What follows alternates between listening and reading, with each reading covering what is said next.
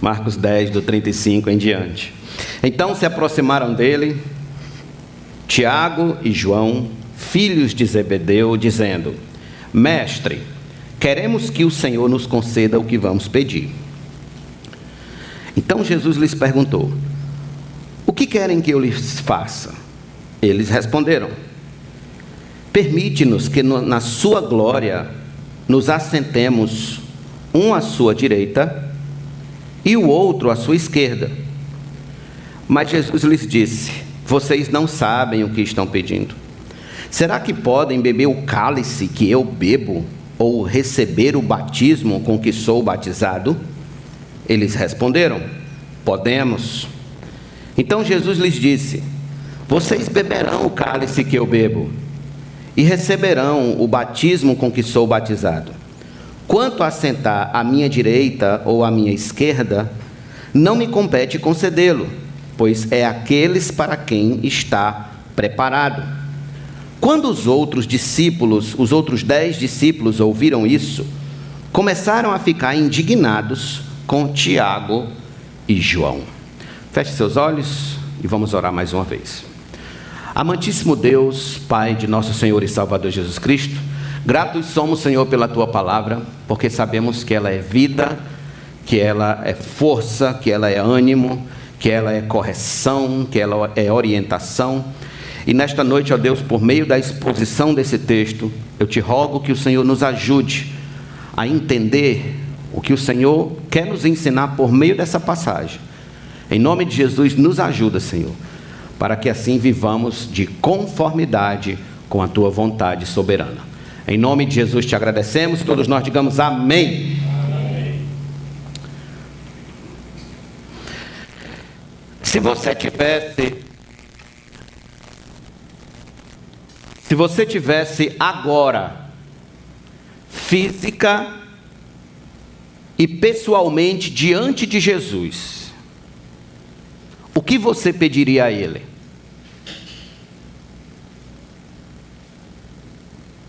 E se Ele dissesse assim: me faça um pedido, você tem direito a um pedido, o que você pediria a Ele?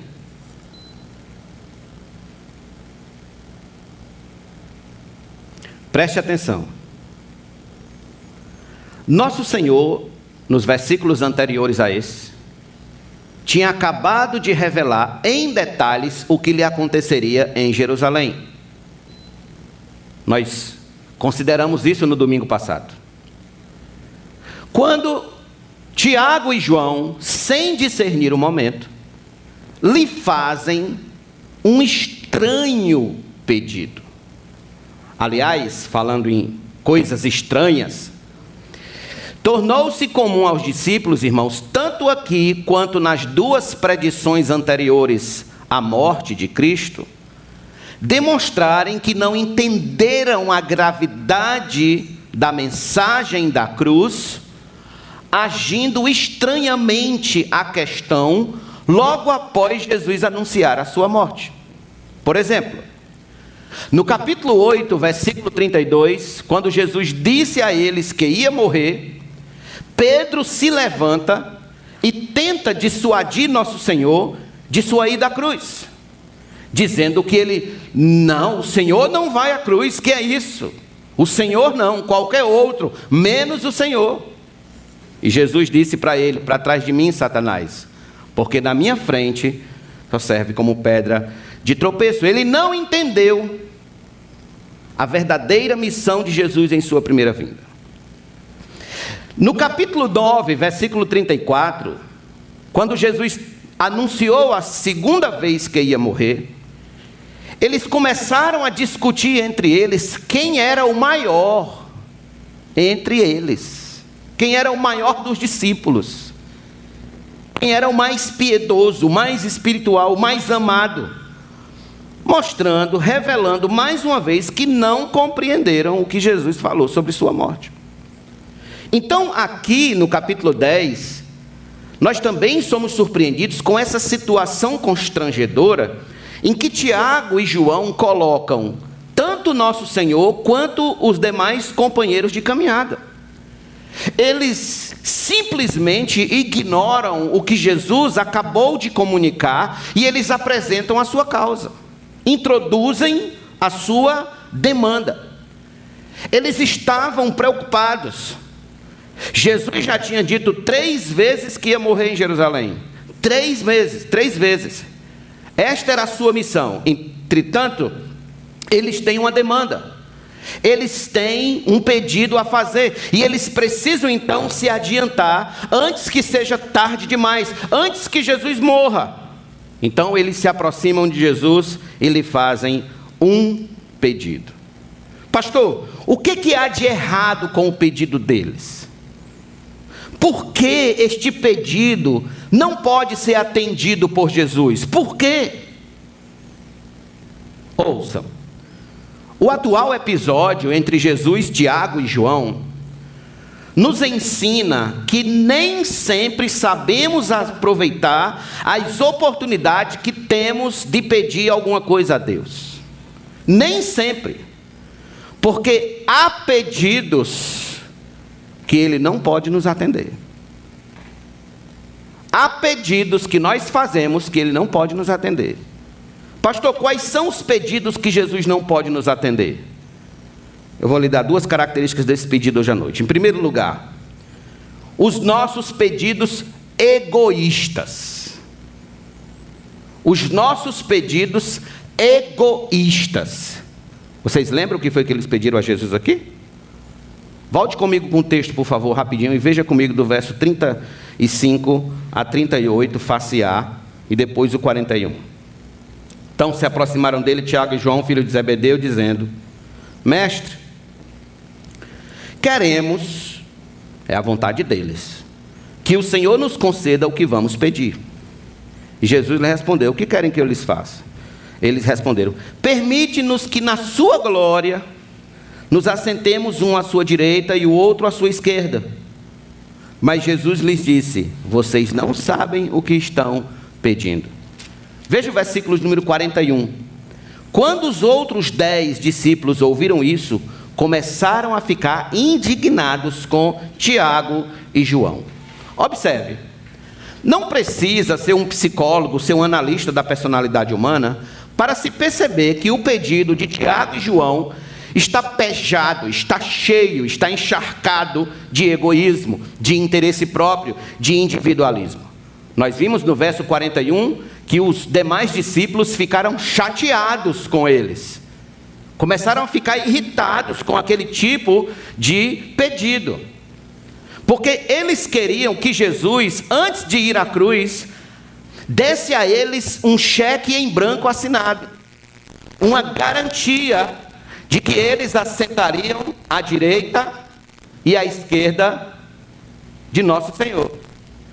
De que eles garantiriam perfeitamente essa posição assim que nosso Senhor ressuscitasse. Com esse pedido, Tiago e João se mostram totalmente insensíveis, absolutamente insensíveis em relação à dor de Cristo na cruz e profundamente ofensivos a seus camaradas de caminhada. Tudo isso em nome de quê? Do benefício próprio. Eles queriam as melhores posições. Na verdade, meus irmãos, eles estavam ecoando o espírito da época, porque os judeus daqueles dias acreditavam que os primeiros lugares perto do trono de Deus eram das pessoas mais importantes, das pessoas mais piedosas, mais santas, mais tementes a Deus. Aqueles assentos, por exemplo, eram reservados aos rabinos, eram reservados aos mestres da lei. Então as pessoas mais importantes sentariam mais perto do trono de Deus. Talvez Tiago e João se considerassem exatamente os maiores discípulos entre eles. Os maiores dos discípulos entre eles. O que Jesus já tinha condenado essa mentalidade, quando disse, lá no capítulo 9, que o maior entre eles seria o servo de todos, o servo. No entanto, eles parecem que também não entenderam, não compreenderam esta mensagem. Mateus, quando escreve este episódio, chega a relatar que foi a mãe deles que fez este pedido. Bem, nós não sabemos porque Marcos a excluiu do relato. O que sabemos é que nosso Senhor responde diretamente aos dois discípulos, deixando claro que eles não tinham ideia do que estavam pedindo. Não tinham ideia do que estavam pedindo. Irmãos, aprenda uma coisa hoje à noite. Deus tem prazer, alegria celeste em ouvir e atender os pedidos dos seus servos. Por toda a Escritura, nós somos ensinados a fazer pedidos a Ele em oração. Deus ama ouvir os pedidos dos seus filhos. Por exemplo, abra sua Bíblia comigo aí em Mateus, capítulo número 7. Mateus, capítulo número 7. Veja comigo alguns versículos. Verso de número 7 a 11. Anderson, troca por favor as pilhas.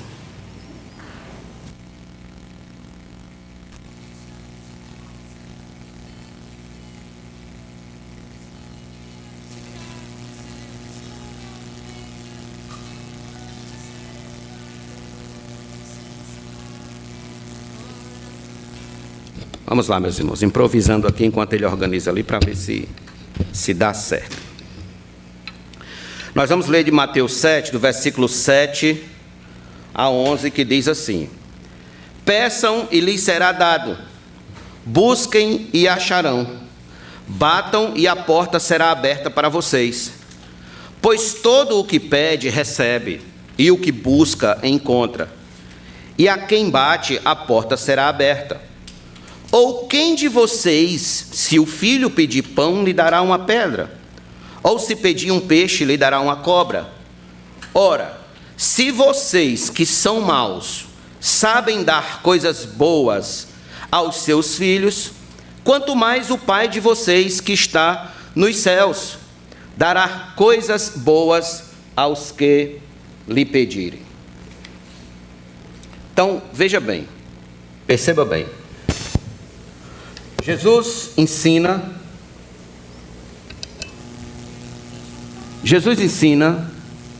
o caminho para se conseguir alguma coisa da parte de Deus.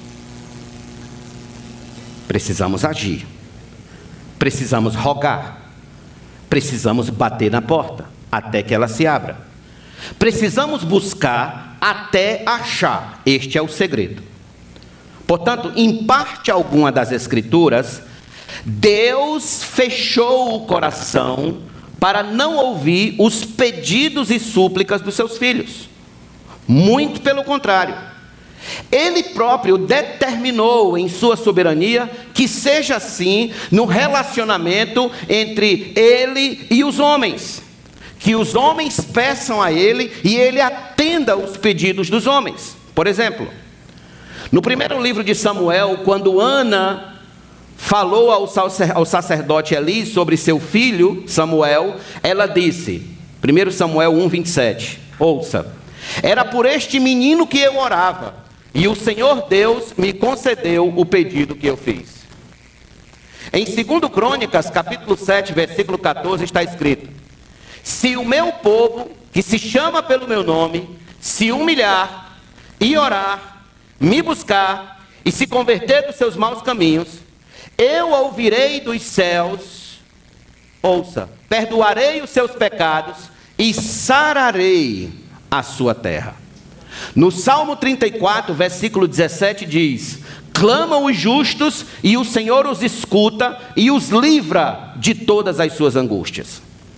Em Isaías 59, versículo 1, o Senhor diz: eis que a mão do Senhor não está encolhida para que não possa salvar, e o seu ouvido não está surdo, que não pode ouvir.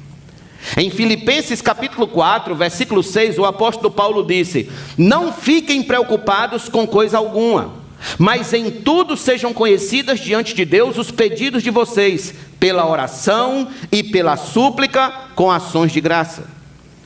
Na primeira carta de Pedro, capítulo 3, versículo 12, face A, diz: porque os olhos do Senhor repousam sobre os justos, e os seus ouvidos estão abertos às suas súplicas. Em 1 Pedro capítulo 5, versículo 7 está escrito: lancem sobre ele todas as suas ansiedades, porque ele cuida de vocês. Lancem sobre ele. Perceba, há inúmeros textos nas Escrituras que mostram o prazer de Deus em ouvir os pedidos do seu povo, em ouvir a petição, as súplicas da sua igreja. Todavia, alguém hoje à noite pode questionar: pastor, por que Deus não responde todos os meus pedidos assim num estalar de dedo? Por que eu oro e bato na porta e mesmo assim Deus não responde os meus pedidos? Preste atenção. O problema não é que Deus não ouça os nossos pedidos. O problema é o que está por trás dos nossos pedidos. É o que nos move a pedir determinadas coisas. Quais são as motivações do nosso coração quando pedimos determinadas coisas a Deus? Em Jó capítulo 35, versículo 13 está escrito: só gritos vazios Deus não ouvirá, o Todo-Poderoso não lhes dará atenção. Em Tiago capítulo 4, versículo 13 está escrito: pedem e não recebem, porque pedem mal, para esbanjarem em seus prazeres. Pedem mal. 1 João capítulo 5, versículo 14 diz: e esta é a confiança que temos para com Ele, que se pedirmos alguma coisa segundo a sua vontade, Ele nos ouve. Segundo a sua vontade. Note, todos esses textos mostram que nossos pedidos, para serem atendidos, primeiro precisam estar alinhados com a vontade de Deus para nós. Pedidos que não estão de acordo com a sua vontade não passam de gritos vazios, não passam de mensagens vazias chegando do céu. São pedidos apenas para ostentar poder, riqueza, fama, confortos deste mundo. São gritos vazios. Deus não ouve, Deus não vai escutar. Deixe-me perguntar: por que Deus não restaura a saúde de certas pessoas por mais que elas peçam? Por que Deus não dá a casa própria de alguns e os livra de aluguel? Por que Jesus não dá aquele carro que você tanto pede a Ele? Por que Deus não lhe dá aquele namoro que você muito deseja? Por que nosso Senhor não abre aquela porta que você tanto sonha? Por que Deus não lhe dá a vida confortável que você tanto almeja?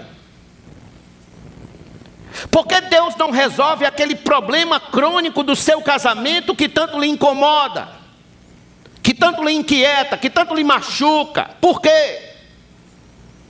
Por que Deus não dá aquele videogame, aquele smartphone, aquela roupa, aquela bolsa de grife que você tanto sonha quando vai ao shopping center? Por quê? Tenho duas respostas. Primeiro, porque muitos dos nossos pedidos, irmãos, diante de Deus, são pedidos que por meio do trabalho duro, da organização financeira, dos exercícios físicos, de uma rede de relacionamentos e de sabedoria aplicada, você consegue obter. São pedidos que, se você arregaçar as mangas, você consegue obter. Ateus conseguem, você também consegue. Há muitos ateus cuja vida matrimonial está em ordem, cuja vida financeira está em ordem, cuja saúde está em ordem, muito mais em ordem nesses aspectos do que a vida de muitos crentes. Porque, escute bem, aprenda isso aqui e anote no seu coração. Melhor do que um milagre é não precisar do milagre. Melhor do que o milagre é você se antecipar ao milagre e não precisar dele. Você não vai precisar de um milagre em sua saúde se você se antecipa e cuida dela. Você não vai precisar de um milagre financeiro se você se antecipa e se organiza financeiramente para não gastar mais do que ganha. E assim sucessivamente na vida. Portanto, Deus não fará por você aquilo que você pode fazer por você mesmo. Ele vai providenciar o prego, Ele vai providenciar a madeira e Ele vai providenciar o martelo. Mas é você que tem que martelar. É você que tem que se levantar e ir atrás. Deus dá todo o sustento das aves, não dá? Ele disse isso em Mateus capítulo 6. Que as aves não plantam, não colhem, mesmo assim Deus as sustenta. Como que Deus as sustenta? Deus providencia tudo, sim ou não? Sim, mas elas têm que saírem do ninho e ir atrás. Elas têm que fazer alguma coisa. Tem que se ajustar à demanda. Às vezes os problemas do nosso casamento, por exemplo, irmãos, é a nossa língua que a gente não consegue segurar. É os impulsos do nosso coração. As inquietações da nossa alma, que a gente quer botar para fora a todo custo.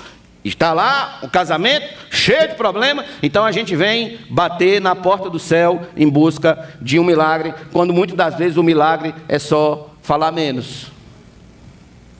Silenciar na hora certa. Pedir perdão quando necessário for pedir perdão. Perdoar, deixar para lá. Esquecer. Então, ouça, Deus não fará por você aquilo que você pode fazer por você. Por isso que Ele não vai atender todos os seus pedidos. Por isso que Ele não vai lhe dar tudo assim de mão beijada. Ele já providenciou, é só agir. Há muitas pessoas que chegam e dizem assim: pastor, ore por mim para que Deus abra uma ótima porta de emprego. Eu digo, mas já estão abertas as portas de emprego. Já estão abertas. Você é que não está capacitado para as portas que tem. Você é que não se capacitou. Médico no sertão, salários altíssimos, está lá a oportunidade. Mas quem lutou por isso? Quem está atrás disso? E tantas outras oportunidades, irmãos. Então escute isso e bote na sua cabecinha que Deus lhe deu. Deus não fará por você aquilo que Ele já providenciou para que você possa fazer. Para que você tenha dignidade de fazer, certo? Mas em segundo lugar, nosso Senhor não responde certos pedidos de oração, porque sabe que na hora que responder, você e eu esbanjaremos em nossos prazeres carnais mais doentios, em nossos pecados, pecado de orgulho, pecado de soberba, sentimento de querer humilhar os outros vão aflorar em nosso coração. Sentimentos de empáfia. Porque o que Deus julga, meus irmãos, não são nem os pedidos em si. Os pedidos já são um absurdo quando eles não dão. Mas o que Deus julga são as intenções que estão por trás desses pedidos. As motivações mais profundas de nossa alma. É isso que Deus julga. Ele fez isso com o apóstolo Paulo. Você sabia disso? Deus fez isso com um dos homens mais santos dessa terra, o apóstolo Paulo. E veja só como foi que Deus lidou com a situação. Abra sua Bíblia comigo, por favor, na segunda carta de Paulo aos Coríntios, capítulo número 12. Segunda carta de Paulo aos Coríntios 12. Veja comigo esse texto, por favor, para que você compreenda a profundidade desse ensino.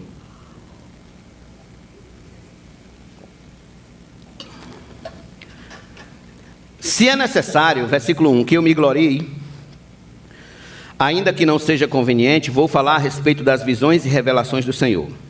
Conheço um homem em Cristo que há 14 anos foi arrebatado até o terceiro céu.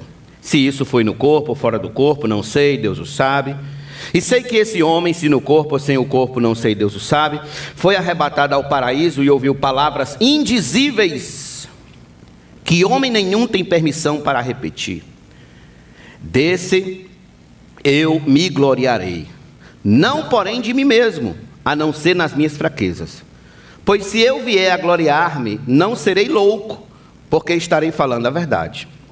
Mas evito fazer isso para que ninguém se preocupe comigo, mais do que vê em mim ou do que ouve de mim. Verso 7. E para que eu não ficasse orgulhoso com a grandeza das revelações, agora ele revelou quem era o homem, no versículo 2, que ele conhecia, que foi arrebatado há 14 anos. E para que eu não ficasse orgulhoso com a grandeza das revelações, foi-me posto um espinho na carne, mensageiro de Satanás, para me esbofetear, a fim de que eu não me exalte. Olha o propósito. 3 vezes pedi ao Senhor que o afastasse de mim. Então ele me disse: a minha graça é o que basta para você, porque o poder se aperfeiçoa na fraqueza. Por que Deus não atendeu o pedido do apóstolo Paulo? Porque Deus julgava as intenções do coração dele. O Senhor sabia que ele se ensoberbeceria e cairia em pecado terrível se facilitasse a vida do apóstolo. Então Deus disse: não. Não. Então reflita um pouco, você que está aqui hoje à noite me ouvindo. Por que você quer tanto isso que você está pedindo a Deus? Por que você quer tanto? Qual a motivação do seu pedido de oração? Todos nós aqui temos um pedido de oração. E eu pergunto, qual a motivação do seu pedido de oração? Qual? O que está por trás desse pedido? Qual é a raiz? Qual é a fonte? O que origina esse pedido? O quê? Se Deus lhe conceder hoje o que você quer, eu pergunto, você se tornará mais crente? Se Deus lhe conceder hoje o que você quer, você será mais fiel a Ele em estar presente nos cultos, em ler as Escrituras, em amar mais os irmãos, em ser mais fiel nas contribuições ao Senhor, em orar mais, em ser um filho melhor, um marido melhor, uma esposa melhor, um pai melhor? Se Ele lhe conceder o que você está pedindo hoje, você se tornará mais crente nele? Em João capítulo 14, verso 13 e 14, Jesus disse assim: e tudo o que vocês pedirem em meu nome, isso farei, a fim de que o Pai seja glorificado no Filho. Glorificado. Aí ele diz: se me pedirem alguma coisa em meu nome, eu farei. Observe, uma leitura simples desse texto pode nos levar a crer que encontramos o mapa do tesouro. Opa, encontrei o mapa do tesouro. Tudo o que pedimos a Deus em nome de Jesus, Ele é obrigado a me dar. Ele é obrigado a me responder positivamente. Será se é assim mesmo? Porque é isso que as seitas da teologia da prosperidade fazem. É isso que os coaches gospels fazem. É isso que o pessoal está vendendo como evangelho aí fora. Use o nome de Jesus, peça em nome de Jesus, e Deus é obrigado a lhe abençoar. E coloca Deus contra a parede, e eu estou usando o nome de Jesus, só tem que cumprir a sua palavra. Mas será se é assim mesmo? Porque a gente tem que notar bem o que Jesus disse. Ele falou: e tudo o que vocês pedirem em meu nome, isso farei, a fim de que o Pai seja glorificado. O Pai tem que ser glorificado no final. Deus tem que ser glorificado. Tem que redundar em glória ao nome de Deus. Em outras palavras, você não pode usar o nome de Cristo como um mantra, como um abracadabra, uma chave mágica para obter tudo o que você quer e esbanjar em seus prazeres carnais. Não! Antes de usar o nome de Cristo em seus pedidos, pergunte: o Pai será glorificado no final? O Pai estará sendo glorificado? Deus será glorificado pelo nome de Cristo?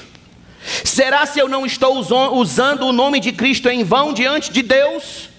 Se eu não estou usando em vão o nome de Cristo? Porque este era o cuidado de Cristo, meus irmãos. O cuidado de Cristo é que a glória do Pai, esta era a sua preocupação diária, que tudo resultasse em glória e honra ao nome de Deus. Uma vez ouvi alguém dizer assim, do meu lado: se Deus me der o que eu tenho pedido a Ele, se Deus me der o que eu tenho tanto pedido a Ele, fulano de tal vai ver o que é bom para tosse. Vou passar na cara dele toda a humilhação que ele me fez até hoje. Se vou. Assim do meu lado. E eu pergunto: qual compromisso Deus tem em responder o pedido de um coração assim? Tomado de ranço, de rancor, de amargura, de sentimento de vingança, de destruição. Pergunto: isso glorificará a Deus ou desonrará? Então reflita, o que você está pedindo hoje em oração, glorificará a Deus ou desonrará? Porque ali estão Tiago e João, diante de Jesus, pessoalmente, fisicamente, e eles fazem um pedido absurdo. Eles fazem um pedido que eu acredito que depois desse episódio eles não tinham nem onde colocar a cara. Que eles estavam pedindo de tão absurdo, acreditando que poderiam um dia sentar à direita e à esquerda de Jesus na glória. Mas o pedido foi negado. Jesus não botou nem análise, né? Situação em análise, não, já foi negado. Jesus já entrou já com a negativa. Por quê? Porque eles não sabiam o que estavam pedindo. Eles não sabiam. Jesus não os pôde atender. Então, Jesus, em primeiro lugar, não atende os nossos pedidos egoístas. Em segundo lugar, quais são os pedidos que Jesus não pode atender? Os pedidos que não levam em conta a soberania de Deus. Os pedidos que não levam em conta a soberana vontade de Deus. Eu quero que você volte comigo, por favor, a Marcos, capítulo de número 10, e veja comigo dos versos de número 38 a 40. Marcos 10, do 38 a 40. Mas Jesus lhes disse: vocês não sabem o que estão pedindo. Será que podem beber o cálice que eu bebo, ou receber o batismo com que eu sou batizado? Eles responderam: podemos. Afoitos, né? Então Jesus lhes disse: vocês beberão o cálice que eu bebo e receberão o batismo com que eu sou batizado. Jesus confirmou: quanto a sentar à minha direita ou à minha esquerda, não me compete concedê-lo, pois é para aqueles a quem está preparado.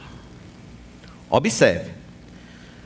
Os termos cálice e batismo aqui nesse texto referem-se a sofrimento. Em alguns outros textos no Antigo Testamento, refere-se à alegria, à festa, à celebração. Mas também tem outros que falam de sofrimento. E nesse texto aqui, o cálice e o batismo referem-se a sofrimento, o que ele tinha acabado de anunciar, de que iam cuspir nele, esbofeteá-lo, iam matá-lo em Jerusalém. Ou seja, ele ia morrer e morte de cruz. Então, com isso, Jesus começa convocando-os a pensarem: vocês estão dispostos a pagarem o preço pelo que vocês estão pedindo? Estão dispostos? Será se vocês são capazes de pagar esse preço? Ou vocês querem a glória sem sofrimento? Ou vocês querem o topo da montanha sem o desconforto da subida? Querem a coroa sem a cruz? Estão dispostos a pagar o preço? E eles responderam que sim. que estavam dispostos, que eles podem beber do mesmo cálice e receber o mesmo batismo do nosso Senhor. Então Jesus disse o quê? Confirmou. Jesus disse, está certo, e vocês receberão, beberão o cálice, receberão esse batismo. Isso Jesus podia garantir a eles.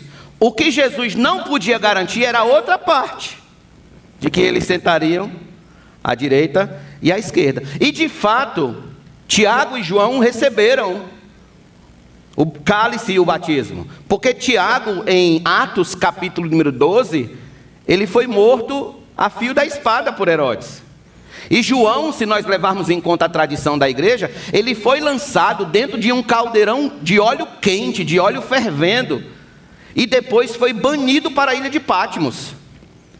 Eles experimentaram, de certo modo, o batismo e o cálice do Senhor. Então, a primeira parte, Jesus garantiu, Jesus providenciou.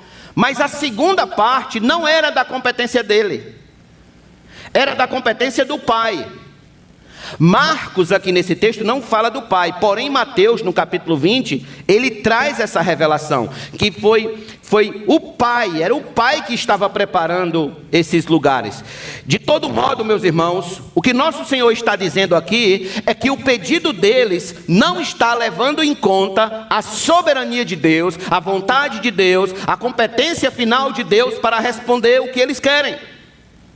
Aqueles lugares que eles almejavam já foram preparados por Deus Pai para aqueles a quem Ele preparou. Aqueles a quem Ele preparou.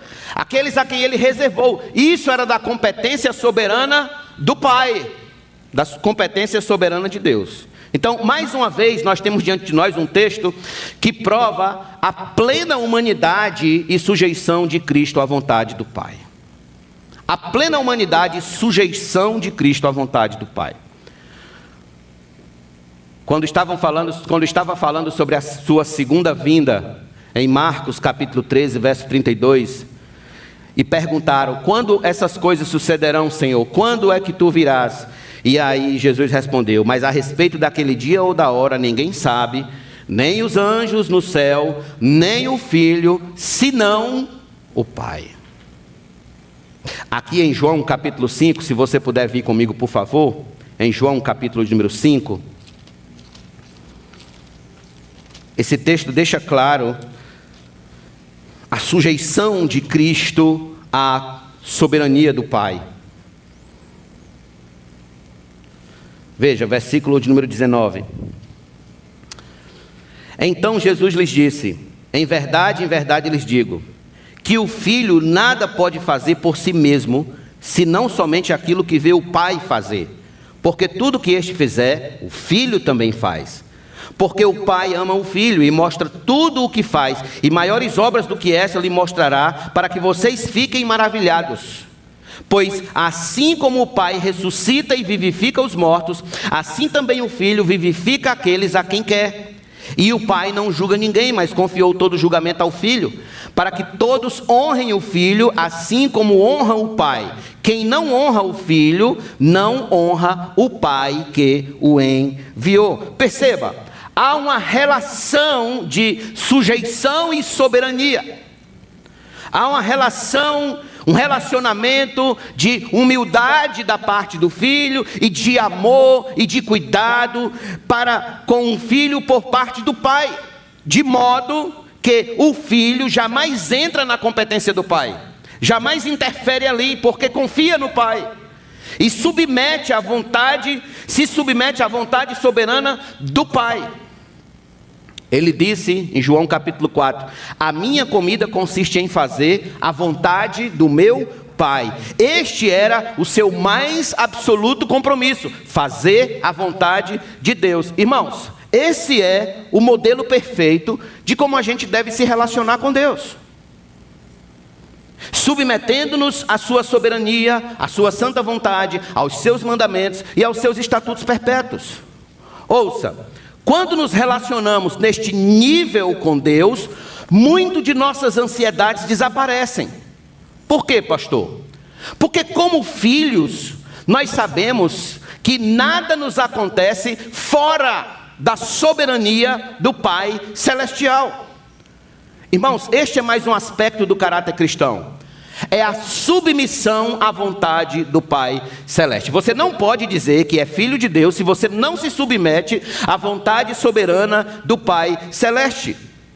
Nós devemos nos tornar como crianças, neste aspecto principalmente, em nos submeter à vontade do Pai, em obedecer à vontade do Pai, à sua soberania. Esse termo tem sido banido dos púlpitos modernos, esse termo tem sido jogado na lata do lixo dos púlpitos modernos. Ninguém fala mais da soberania de Deus, ninguém fala mais da centralidade de Deus. Hoje só se fala da centralidade do homem, das necessidades do homem, do que o homem quer, do que o homem pede, do que o homem vem em busca, de que Deus tem para te dar, de que Deus vai resolver, de que Deus vai cuidar do teu caso, de que Deus vai julgar a tua causa, de que Deus vai te abrir as portas. Então o tempo todo a mensagem é o homem, o homem, o homem, o homem e o homem. E isso não está certo.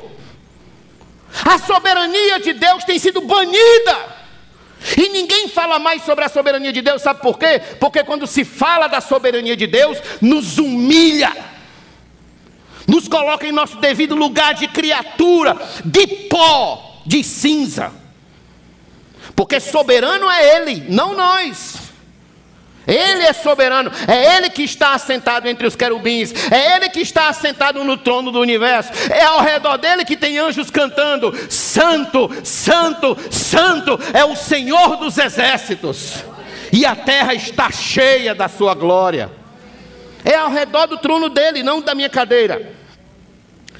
Por isso que Thomas Brooks, o puritano, disse: a soberania de Deus é aquele cetro de ouro em sua mão, pelo qual Ele faz todos se curvarem, seja por sua palavra, por suas obras, por suas misericórdias ou por seus juízos. É a soberania de Deus que faz os homens se curvarem. O Dr. Martin Lloyd Jones disse: Deus não para nos consultar. Você acha que Deus vai parar para lhe consultar? Não. Elizabeth Elliot, que perdeu seu marido missionário, assassinado entre os Aucas, no Equador, ou no Peru, se não me falha a memória agora, acho que foi no Peru. Elizabeth Elliot disse: Deus sabe o que está fazendo, e não tem nenhuma obrigação de nos dar qualquer satisfação. Me diga qual é a satisfação que Deus tem para lhe dar? Me diga qual. Nossas petições, meus irmãos, não serão inteligentes se não levarmos em conta a soberania de Deus. Nós precisamos aprender a orar, levando em conta que a decisão que vier do trono de Deus, a decisão que vier de lá, é a melhor para nossas vidas. É a melhor para nossas vidas. Isso sim é se submeter à vontade soberana dele. Vocês lembram de um homem leproso, sofrido, que foi pedir um milagre a Jesus? Como ele começou a pedir? Como ele se apresentou diante de Cristo? Venha comigo rapidinho, por favor, em Lucas capítulo número 5. Lucas capítulo número 5. Versículo número 12 e 13.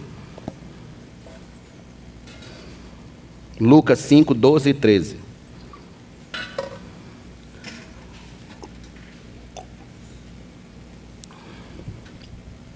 Aconteceu que, estando Jesus numa das cidades, um homem coberto de lepra veio à sua presença.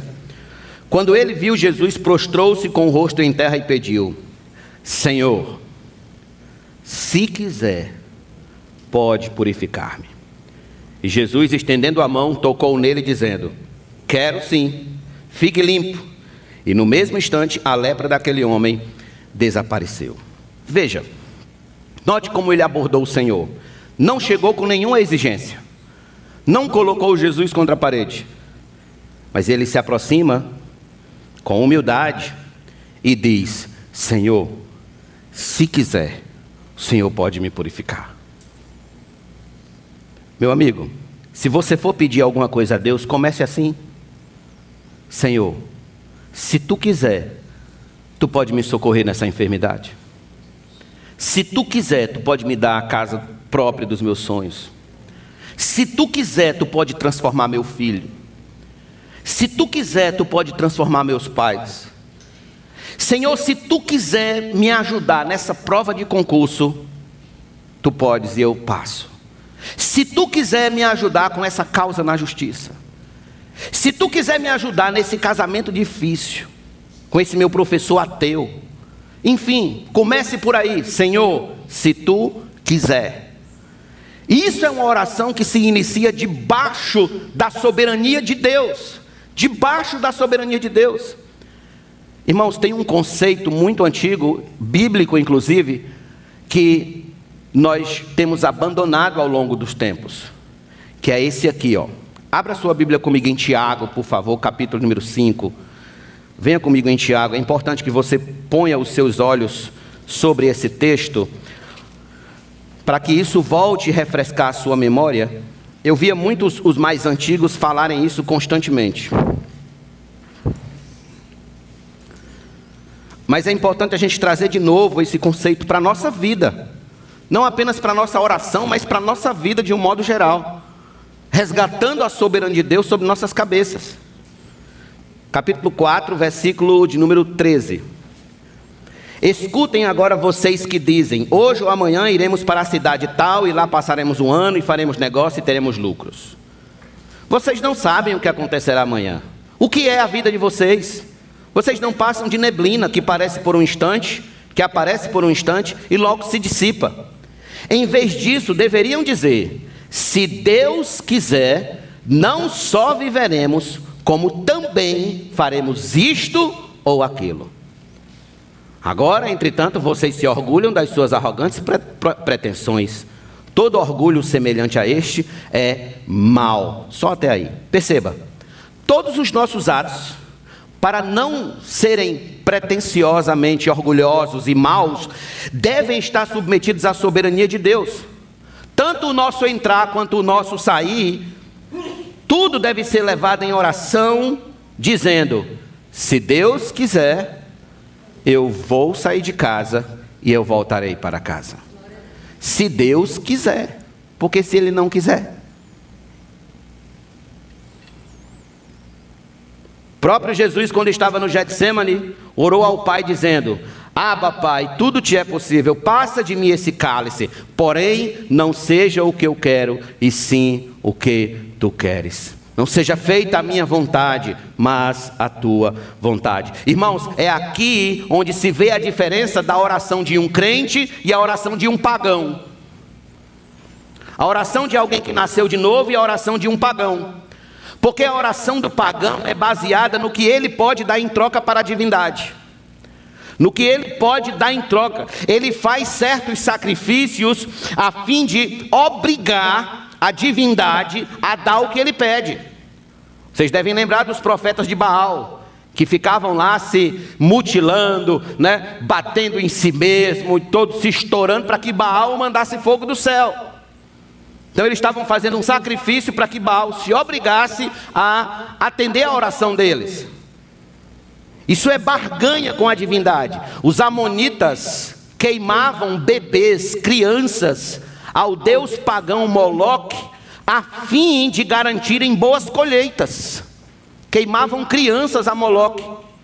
E aqui no Brasil, as mulheres mais supersticiosas pegam a imagem de Santo Antônio, colocam de cabeça para baixo dentro de um copo, até que ele atenda o pedido de casamento. Obriga o santo a fazer o milagre. Se não fizer, não sai dali, aí vai ficar afogado aí eternamente. E também elas não casam. Então eles obrigam a divindade a atender os seus pedidos. O crente não ora assim. A vida cristã não funciona assim. A fé bíblica nos ensina a nos submeter à vontade de Deus. Não é a nossa. Não é a minha, não é a sua. É a dele que deve prevalecer. Entendendo que ele sabe o que é melhor para nós. Ele sabe o que é melhor para você. Ele sabe o que é melhor para todos que estão aqui. Nós fomos ensinados do Sermão do Monte a orar assim: Pai nosso que estás nos céus, santificado seja o teu nome, venha a nós o teu reino, seja feita a tua vontade, assim na terra como no céu. Mateus capítulo 6. Nós fomos ensinados a orar assim. E eu pergunto, é assim que você tem orado? É assim que você tem pedido os seus pedidos a Deus? Apresentado os seus pedidos a Deus? Submetendo toda a sua vida, toda a sua história, o seu coração, a sua alma à vontade dEle? François Fenelon disse o seguinte: faça desta regra simples o guia de sua vida. Não ter vontades a não ser a vontade de Deus. Não ter vontades a não ser a vontade de Deus. O crente aparta-se do pagão aqui. É que o mais importante para o crente é a vontade de Deus, não a sua própria vontade. Antes e acima de tudo a vontade de Deus. O cristão, portanto, irmãos, é alguém que para e pensa: espera, para um pouco, o que é que eu estou pedindo a Deus? O que eu estou pedindo a Deus está de acordo com a vontade dEle? Mesmo que Ele não me responda positivamente, eu ficarei feliz com o não dEle? Eu ficarei feliz e satisfeito com o não que Ele me der? Com o não que vier do seu trono, eu ficarei feliz e satisfeito? Ou eu ficarei emburrado, feito um menino mimado criado por vó? Que tem essa expressão, né? Menino criado por vó. Aquele menino birrento, que só come creme crack com leitinho. Então, se Deus me der um não ao meu pedido de oração, eu vou ficar feliz pelo não dEle, ou vou ficar triste pelo não dEle? Então veja se você está disposto a levar um não de Deus, sabendo que o não dEle também é uma bênção. O não de Deus também é uma bênção.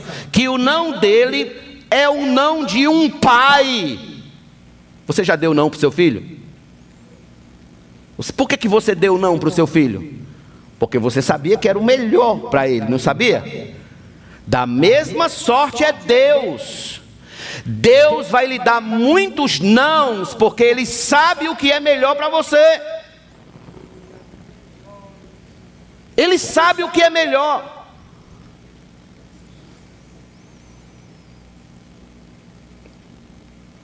Quando Moisés estava às portas de Canaã, irmãos, quando eu li isso, eu senti por Moisés. Eu senti mesmo, de verdade, por Moisés, assim, sabe? Quando ele estava às portas de Canaã, aí ele orou ao Senhor dizendo: peço-te que me deixes passar para que eu veja esta boa terra que está do outro lado do Jordão, esta boa região montanhosa do Líbano. Porém o Senhor estava indignado contra mim e me disse: basta, não me fale mais nisso. Ele disse que o Senhor não ouviu. Ele disse até porque estava indignado contra mim por causa de vocês, por causa da rebelião do povo. E não me ouviu. Pelo contrário, ele me disse: basta, não fale mais nisso. Que pai é Deus, irmãos. Que pai maravilhoso. Em outras palavras: Moisés, chega. Se contente com o meu não. Se contente com o meu não, basta. E Moisés se contentou. Engula o choro. Já ouviu isso? Engula o choro. Moisés engoliu o choro. E foi melhor para Moisés. Foi bem melhor para Moisés. Romanos capítulo 8, versículo 28. Porque todas as coisas cooperam para o bem daqueles que amam a Deus, que são chamados segundo o seu propósito. Todas as coisas cooperam para o bem. Todas, inclusive o não de Deus. Inclusive o não de Deus. Se Deus nos desse sim o tempo todo, Ele estaria sendo um pai sem amor, sem misericórdia e sem graça. Viveríamos como um carro sem freio em direção ao abismo.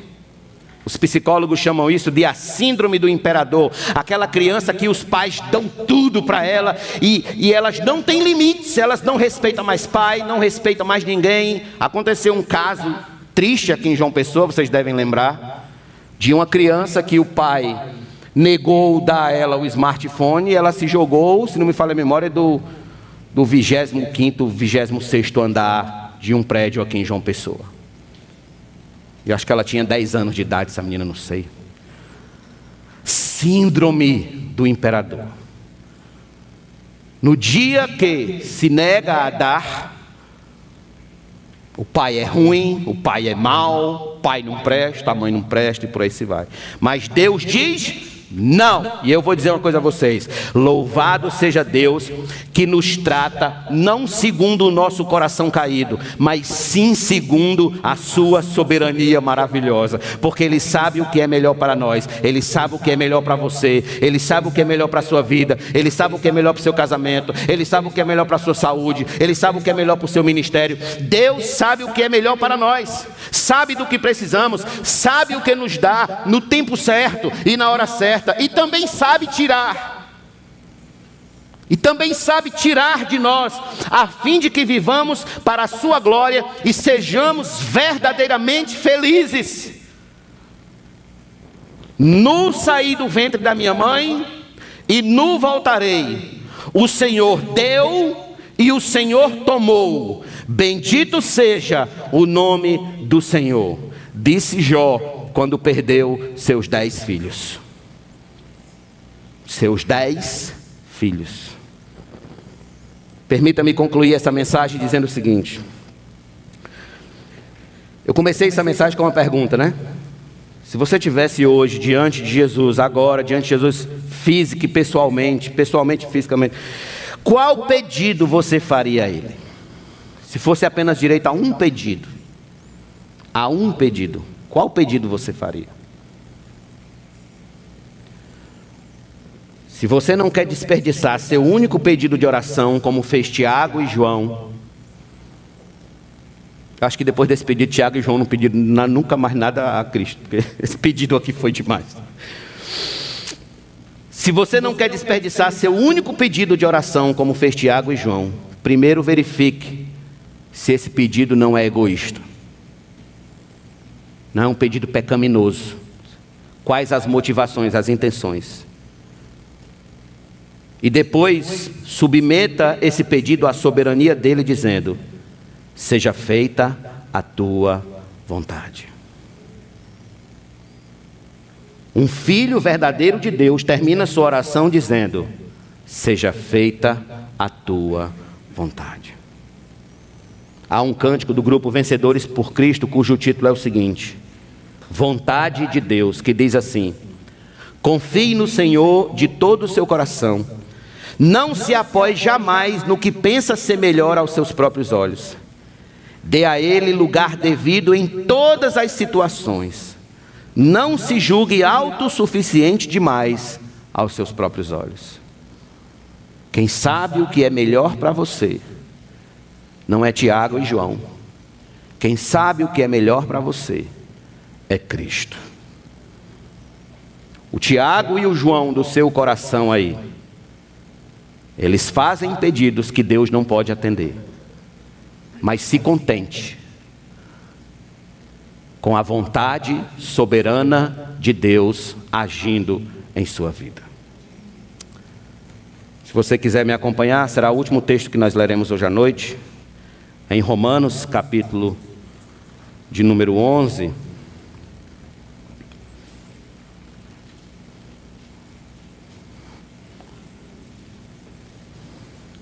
Versículos número 33 a 36. Ó profundidade da riqueza, tanto da sabedoria como do conhecimento de Deus. Quão inexplicáveis são os seus juízos, e quão insondáveis os seus caminhos. Pois quem conheceu a mente do Senhor, ou quem foi o seu conselheiro, ou quem primeiro deu alguma coisa a Deus, para que isso lhe seja restituído? Porque dele, e por meio dele, e para ele, são todas as coisas. A ele seja a glória, para sempre. Amém. Glória a Deus. Glória a Deus. Não desperdice o seu único pedido. Feche seus olhos e vamos orar. Deus santo, soberano, criador dos céus e da terra, engrandecido seja o teu nome, Senhor.